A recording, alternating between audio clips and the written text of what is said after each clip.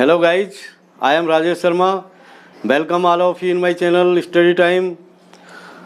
आज हम पढ़ेंगे मॉडल वर्ब्स और मॉडल वर्ब्स टॉपिक के अंतर्गत आज हम लेंगे नीड के यूजेज के बारे में। तो नीड के यूजेज के बारे में हम चर्चा करेंगे।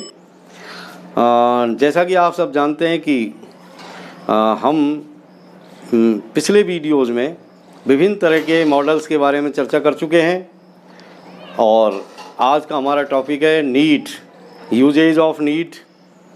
और हिंदी में नीड का अर्थ होता है ज़रूरत, ज़रूरत, ज़रूरत या आवश्यकता।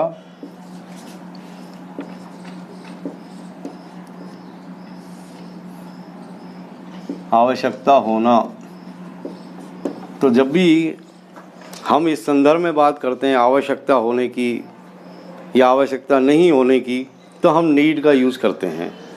नीड भी अपने आप में एक मॉडल है, लेकिन एक चीज़ हमें स्पष्ट करना चाहूँगा कि नीड अपने आप में फुल मॉडल नहीं है। इसे हम सेमी मॉडल कह सकते हैं, क्योंकि हम नीड का यूज मॉडल के रूप में भी कर सकते हैं और मेन वर्ब के रूप में भी कर सकते हैं। जैसे कुछ एग्जांपल लीजिए आप। जैसे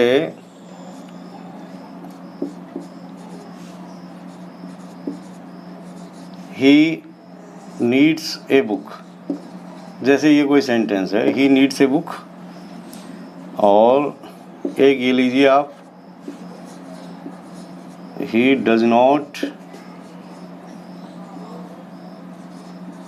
नीड ए बुक। ये दो सेंटेंस आपके सामने हैं और इनके बारे में हम थोड़ा सा एक्सप्लेनेशन करेंगे, थोड़ी चर्चा करेंगे। जैसे इस सेंटेंस को जब हम देखते हैं तो ही नीड्स ए बुक, आप यहाँ पर देख रहे हैं कि ही यहाँ पर सब्जेक्ट है और ए बुक यहाँ पर ऑब्जेक्ट है। तो फिर ये नीड्स क्या है? नीड्स यहाँ पर मेन वर्ब है, मेन वर्ब मुख्य क्रिया है। तो यहाँ पर हम देख रहे हैं इस सेंटेंस के अंदर कि नीड जो है वो इस सेंटेंस के अंदर मेन वर्ब के रूप में काम करता है, जबकि आप जानते हैं कि मॉडल्स जो है अपने आप में एक तरह से हेल्पिंग वर्ब होती है और ऑक्सिलरी वर्ब भी हम इनको कहते हैं। और ऑक्सिलरी वर्ब या हेल्पिंग वर्ब हमेशा सेंटेंस में मेन वर्ब से पहले आती है, यानी मेन वर्ब की सहायता करने के लिए ही हेल्पिंग वर्ब नाम दिया गया है। जैसे जो पैटर्न है वो इस तरीके से होता है, जैसे सब्जेक्ट के बाद में हम हेल्पिंग वर्ब लिखते हैं और हेल्पिंग वर्ब के बाद में मेन वर्ब लिखते हैं और मेन वर्ब के बाद में ऑब्जेक्ट लिखते हैं, यानी subject, helping verb, main verb और ऑब्जेक्ट या कंप्लीमेंट। तो ये जो हेल्पिंग वर्ब आपको दिखाई दे रही है, एचवी का मतलब हेल्पिंग वर्ब। तो ये जो हेल्पिंग वर्ब है इसको हम ऑक्सिलरी वर्ब भी कहते हैं, ऑक्सिलियरी। और ऑक्सिलियरी जो होती है, जैसा कि हमने पहले पढ़ा था इसी संदर्भ में, और आपने यदि मेरे पिछले वीडियो नहीं देखे हैं तो please subscribe my channel and watch my videos. तो आपको मिलेगा कि मैंने अब तक आपको क्या क्या चीज़ें पढ़ाई है। तो हेल्पिंग वर्ब को ही हम ऑक्सिलरी वर्ब कहते हैं और ऑक्सिलरी वर्ब जो होती है उसी में जिनकी संख्या 24 होती है, उनमें से 13 वर्ब ऐसी होती है जो मॉडल का काम करती है, तो उनको हम मॉडल वर्ब कहते हैं, मॉडल वर्ब। और ये मॉडल वर्ब संख्या में 13 है और 13 में भी दो वर्ब ऐसी है, दो मॉडल ऐसी है, जैसे एक नीड है, एक डेयर है। ये डेयर और नीड दोनों ही हेल्पिंग वर्ब का भी काम करती है और मेन वर्ब का भी काम करती है। कहने का मतलब नीड और डेयर दोनों ही कंडीशंस में हम इसका यूज़ करते हैं, मॉडल के रूप में भी और जो है मेन वर्ब के रूप में भी। तो जो ये पहला सेंटेंस है ही नीड्स ए बुक, तो यहाँ पर हम देख रहे हैं कि नीड्स जो है यहाँ पर मेन वर्ब यानी मुख्य क्रिया का काम कर रहा है। सेकंड सेंटेंस देखिए, he does not need a book, ये नेगेटिव सेंटेंस है, he does not need a book. तो यहाँ पर आप देख रहे हैं कि ये सब्जेक्ट है और ये यहाँ पर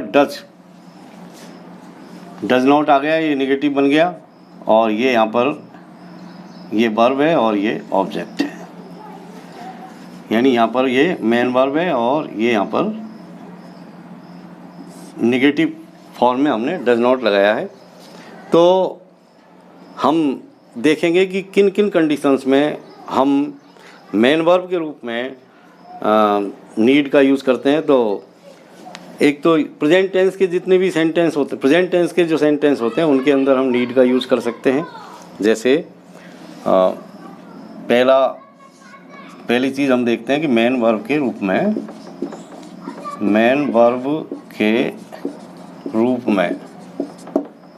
नीड का यूज़ कैसे किया जा सकता है। तो ये हम एक तो प्रेजेंट टेंस के अंदर कर सकते हैं, present simple tense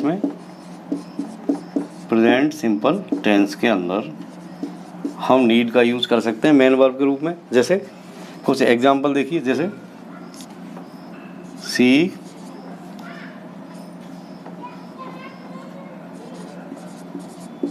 needs my help. जैसे ये कोई सेंटेंस है, जैसे ये देखिए, आई नीड ए बुक। जैसे और देखिए, दे नीड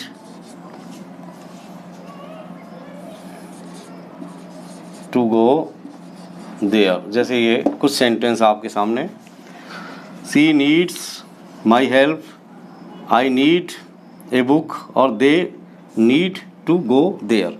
तो यहाँ पर हम देख रहे हैं कि सब्जेक्ट के अनुसार मेन वर्ब के अंदर एस या ईएस यहाँ पर लग रहा है। जैसे पहला सेंटेंस है सी नीड्स माई हेल्प, तो यहाँ पर हम देख रहे हैं कि कर्ता एक वचन है तो क्रिया के अंदर ये एस लग गया। जैसा कि प्रेजेंट सिंपल टेंस के अंदर हमने देखा था कि जब main verb he see it name या एक वचन हो तो मेन वर्ब में एस या ईएस लग जाता है। उसी तरीके से यहाँ पर ये नीड जो मॉडल है वो एक मेन वर्ब के रूप में व्यवहार कर रही है, बिहेव कर रही है, और यहाँ पर ये एस लग गया। ये देखिए आई के साथ में एस या ईएस नहीं लगते, तो इसमें नहीं लगा है। यहाँ पर देखिए सब्जेक्ट दे है तो दे के अंदर भी एस या ईएस नहीं लगते, क्योंकि दे जो है वो बहुवचन है, तो बहुवचन के साथ एस या ईएस नहीं लगते। तो इस तरीके से मेन वर्ब के रूप में हम प्रेजेंट सिंपल टेंस के अंदर नीड का यूज़ कर सकते हैं। इसी तरीके से मेन वर्ब के रूप में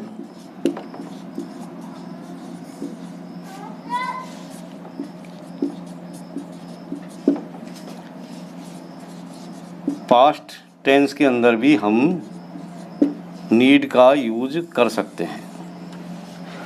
जैसे कुछ एग्जांपल देखिए, जैसे सी नीडेड एन अम्ब्रेला। जैसे और देखिए,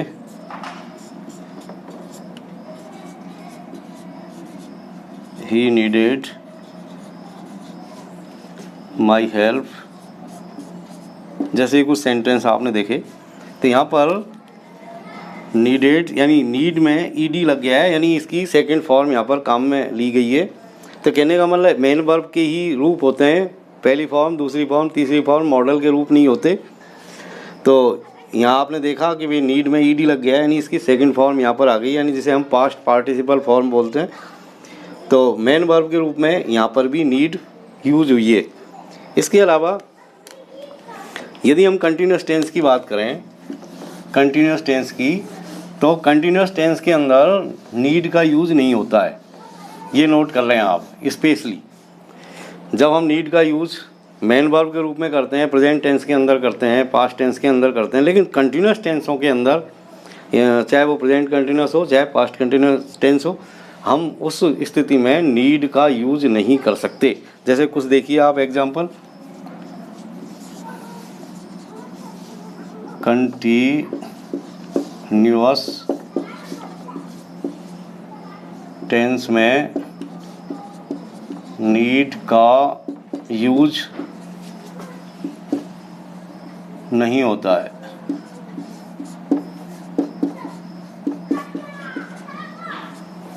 कंटिन्यूअस टेंस के अंदर नीड का यूज नहीं होता। जैसे कुछ एग्जांपल देखिए, जैसे he is needing my help, जैसे कोई सेंटेंस है, और एक आप सेंटेंस ये लीजिए, ही नीड्स माई हेल्प। ये दो सेंटेंस आपके सामने हैं, तो आपको ये बताना है कि कौन सा सही है और कौन सा गलत है। जैसे पहला सेंटेंस है he is needing my help, और दूसरा है ही नीड्स माई हेल्प। यहाँ पर हम देख रहे हैं कि ये कंटिन्यूअस फॉर्म यहाँ पर आ रही है, तो ये यूज़ बिल्कुल गलत है। ही नीड्स, इसकी in place of this sentence we can say he needs my help, तो इट इज़ राइट सेंटेंस। तो कहने का मतलब हम कंटिन्यूअस टेंस के अंदर यानी नीड में आईएनजी नहीं लगा सकते। तो ये कहना कि he is needing my help, ये बिल्कुल रॉन्ग है। इसकी एवज में हम कहेंगे ही नीड्स माई हेल्प, कि उसे मेरी हेल्प की ज़रूरत है। इसके अलावा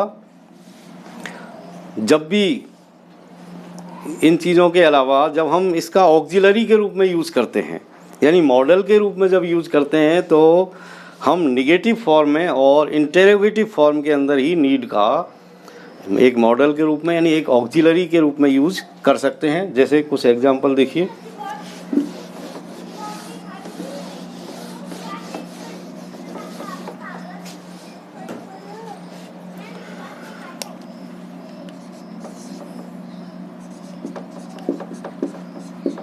ऑक्सिलरी या मॉडल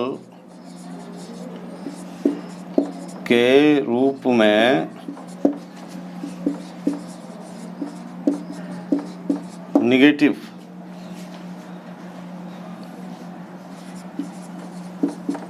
सेंटेंसेज में, ऑक्सिलरी वर्ब या मॉडल के रूप में हम निगेटिव सेंटेंसेज में नीड का यूज़ करते हैं, और वो हमेशा ऐसी स्थिति में हमेशा प्लूरल फॉर्म के अंदर ही नीड का यूज़ किया जाता है। प्लूरल फॉर्म यानी बहुवचन के रूप में, यानी कहने का मतलब नीड हमेशा बहुवचन में ही निगेटिव सेंटेंस के अंदर आएगी। बहुवचन किसे कहते हैं, एक वचन किसे कहते हैं, कौन सी क्रिया एक वचन की है, कौन सी क्रिया बहुवचन की है। तो सीधी सी बात यह है प्रिय विद्यार्थियों कि जिस भी क्रिया के अंदर एस लग रहा है या एस आ रहा है वो सिंगुलर वर्ब है, और जिसमें एस नहीं है वो प्लूरल फॉर्म के अंदर क्रिया मानी जाती है। जैसे इस, हालांकि ये इस चीज़ का हिस्सा नहीं है लेकिन फिर भी आप देखो, जैसे ये देखिए कुछ एग्जांपल देखिए, जैसे इज, एम, आर, वाज, वर, और देखिए हैज, हैव। अब जहाँ भी आप देख रहे हैं कि इज, इसमें एस आ रहा है, इसका मतलब ये सिंगुलर नंबर में है वर्ब। बाज को देखिए, इसमें भी एस आ रहा है, तो ये भी सिंगुलर नंबर में है वर्ब, यानी एक वचन में है, ये भी एक वचन में है। हैज़ को देखिए आप, इसमें भी एस आ रहा है, तो यहाँ पर भी ये हैज़ एक वचन की क्रिया कहलाएगी। तो ये आप ध्यान रखें। इसकी इसी तरह जैसे आप कुछ क्रिया और लीजिए, जैसे राइट, जैसे रीड। अब इनके अंदर कहीं भी एस नहीं है, लेकिन जैसे ही हम एस लगाएंगे ये एक वचन की बन गई, राइट्स, रीड्स। कहने का मतलब एक वचन की कैसे, क्योंकि अब ये एक वचन के कर्ता के साथ ही काम में आएगी, और जब क्रिया के अंदर एस नहीं है तो वो बहुवचन कर्ता के साथ आएगी, इसलिए वो बहुवचन फॉर्म के अंदर कहलाती है क्रिया। तो हम बात कर रहे हैं ऑक्सिलरी वर्ब यानी मॉडल के रूप में जब हम नीड का यूज़ करते हैं तो वो हमेशा प्लूरल फॉर्म के अंदर ही बिहेव करती है। जैसे देखिए एग्जाम्पल्स, जैसे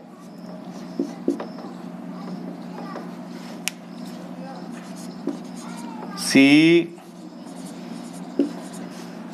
नीड नॉट माई हेल्प। जैसे और देखिए, दे नीड नॉट योर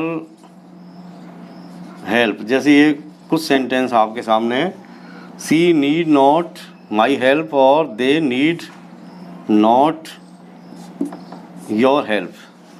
तो आप यहाँ पर देख रहे हैं कि यहाँ पर कर्ता सी है और यहाँ पर कर्ता दे है, यानी ये एक वचन करता है, ये बहुवचन करता है।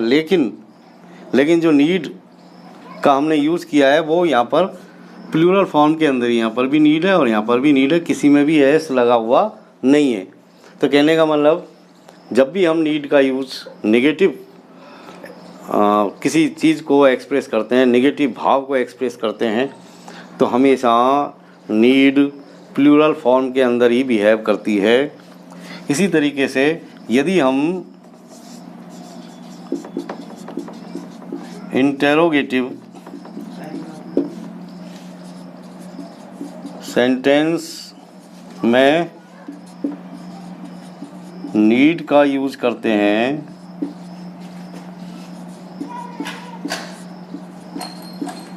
तो भी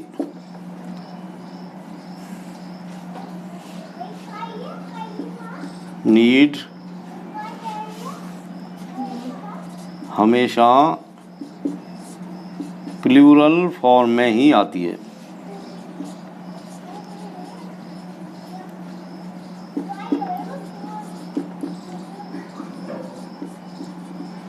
जैसे कुछ से एग्जांपल देखिए, जैसे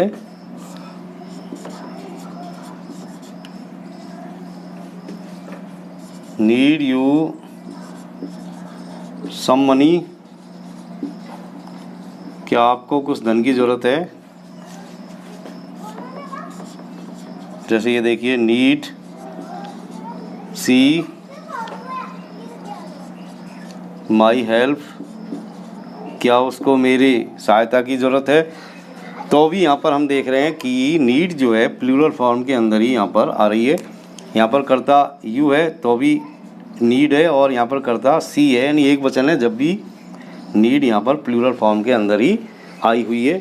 तो हम ये कह सकते हैं कि नीड का जब भी हम नेगेटिव सेंटेंस के अंदर या इंटेरोगेटिव सेंटेंस के अंदर यूज़ करते हैं तो नीड हमेशा प्लूरल फॉर्म के अंदर ही आती है और उसमें एस या यस नहीं लगता है। इसके अलावा जब भी हम नेगेटिव सेंटेंस के अंदर नीड का यूज़ करते हैं तो टू इन्फिनिटिव नहीं आता, ये भी आप ध्यान रखें। जैसे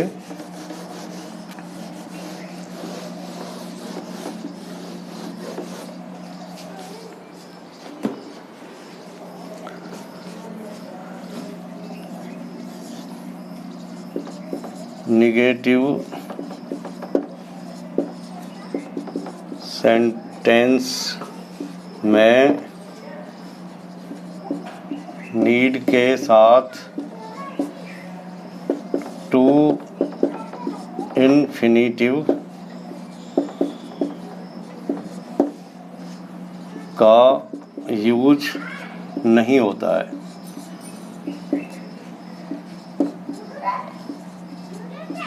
जैसे कुछ उदाहरण देखिए, जैसे सी नीड नॉट गो देयर। जैसे कुछ सेंटेंस और देखिए, जैसे you need not come here. ये कुछ सेंटेंस है। तो आप यहाँ पर देख रहे हैं कि नीड नॉट का यूज़ हुआ है, यानी वाक्य निगेटिव में है और निगेटिव होने के बाद में ये जो वर्ब आई है गो और कम, इनके साथ में ये इन्फिनिटिव फॉर्म में यहाँ पर नहीं है। यदि हम इन्हीं सेंटेंस को अफर्मेटिव में ला करके इसका यूज़ करेंगे तो ये इस तरीके से हो जाएंगे। यदि हम अफर्मेटिव में इनका यूज़ करते हैं तो इनका बिहेवियर जो है बिल्कुल चेंज हो जाएगा। जैसे जैसे आप देखिए अफर्मेटिव सेंटेंस में इन्हीं सेंटेंसेस को she need to go there और you need to go, you need to come here, you need to come here। यहाँ पर आप देखिए कि सी और यू यहाँ पर कर्ता एक वचन है, इसलिए यहाँ पर एस लग गया है इसके अंदर, और यहाँ पर कर्ता बहुवचन है तो यहाँ पर एस नहीं लगा है।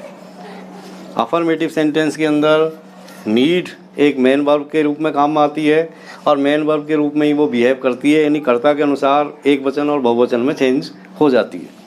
लेकिन जब निगेटिव फॉर्म में हम बात करेंगे, इंटेरोगेटिव फॉर्म की बात करेंगे, तो उस कंडीशन में नीड का सिर्फ प्लूरल फॉर्म ही यूज किया जाएगा। एक चीज़ ये कि अफर्मेटिव के अंदर इन्फिनिटिव वर्ब ले सकती है, लेकिन इंटेरोगेटिव और नेगेटिव के अंदर कभी भी नीड के साथ टू इन्फिनिटिव यूज़ नहीं होता है।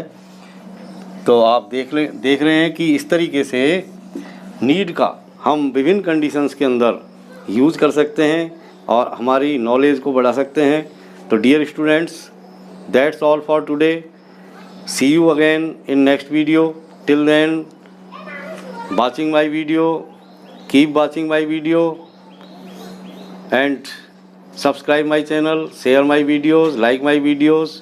Thanks.